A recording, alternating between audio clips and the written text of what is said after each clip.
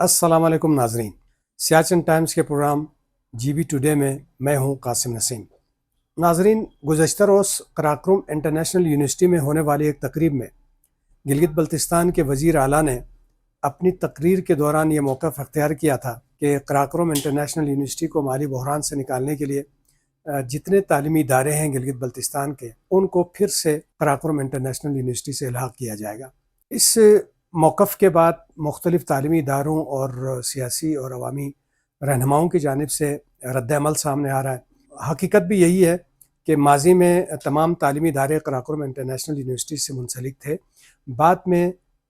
Merit اور شفافیت کو بیس بناتے ہوئے یہ سارے تعلیمی ادارے فیڈرل بورڈ کے ساتھ الحاق ہوئے۔ تو میں سمجھتا ہوں کہ جتنے تعلیمی ادارے ہیں ان کو اپنی ثوابدید پہ چھوڑا جانا چاہیے کہ وہ federal board, Karakoram international university یا کسی بھی تعلیمی بورڈ میں سے کس کا انتخاب وہ طلباء کے بہتر مستقبل اور میرٹ اور شفافیت کی بنیاد پر کرتے ہیں۔ تو قراقرم انٹرنیشنل یونیورسٹی یقیناً ہماری بہت اہم یونیورسٹی ہے گلگت بلتستان کی، تو اس کو اگر مالی بحران کا سامنا ہے تو مالی بحران سے اس کو نکالنے کے لیے حکومت دوسرے ذرائع بھی استعمال کر سکتی ہے، اس کے گرانٹ میں اضافہ کر سکتی ہے، اس میں مختلف پروفیشنل کورسز کا آغاز کر کے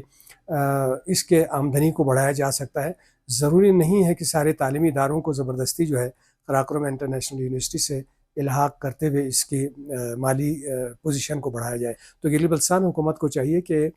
ایک معیاری بورڈ تشکیل دے اور اس کے تھرو امتحانات لیے جائیں، تب تک کے لیے تعلیمی اداروں کو ان کا اپنی ثوابدید پہ چھوڑا جائے۔ گلگت بلتستان سے متعلق دوسری اہم خبر یہ ہے کہ گزشتہ دنوں یہ اطلاعات سامنے آئی کہ تحریک اسلامی نے حکومت میں شامل ہونے کا فیصلہ کیا ہے۔ وزیر اعلیٰ گلگت بلتستان سے ملاقات میں تمام تر طریقہ کار اور دیگر امور طے پائے گئے ہیں۔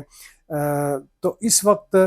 کیونکہ غالباً جو وزراء ہیں، مشیر ہیں، جی بی آرڈر 2018 کے لحاظ سے وہ سارے سیٹیں فل ہیں، تو ایک سمری بھجوائی گئی ہے وزیر اعظم پاکستان کو کہ مزید وزراء کابینہ میں شامل کرنے کے لیے جی بی آرڈر میں ترمیم کی اجازت دی جائے، اور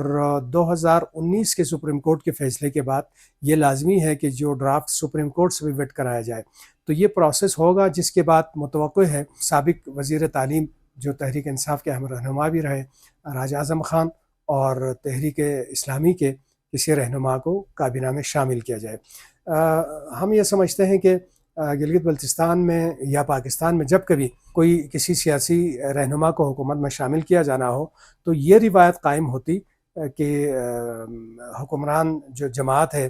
ان کے منشور سے متاثر ہو کر حکومت میں شامل ہو جائے، یا اپنا منشور لے کر حکومت میں شامل ہو کہ ان نکات کے اوپر ہم نے حکومت میں شمولیت اختیار کی ہے، اور ہماری حکومت میں شمولیت کے بعد جو ہے گلگت بلتستان کے ان اجتماعی مسائل کا حل جو ہے وہ یقینی ہوگا۔ لیکن بدقسمتی سے ہمارا یہ ہوتا ہے کہ کچھ عرصہ اپوزیشن میں رہتے ہیں، پھر اپنے آپ کو وزارت میں لانے کے لیے حکومت میں شامل ہوتی ہے، تو اس کا براہ راست عوام تک کوئی فائدہ نہیں پہنچتا۔ تو ہم سمجھتے ہیں اگر جمہوری روایات اور جمہوری اقدار کو فروغ دینا ہے اور عوام کی خدمت والی سیاست کرنی ہے، تو پھر جب کبھی بھی کوئی سی بھی جماعت اگر حکومت میں شامل ہوتی ہے تو ان نکات کو لے کے شامل ہو کہ جس سے علاقے کے جو حلقے کے لوگ ہیں، جو علاقے کے لوگ ہیں، جو صوبے کے لوگ ہیں، ان کے مفاد کا کام ہو اور تعمیر و ترقی کا کام ہو۔ تو ناظرین، یہ تھی آج کی خبریں۔ کل مزید خبروں کے ساتھ ملتے ہیں، تب تک کے لیے اللہ نگہبان۔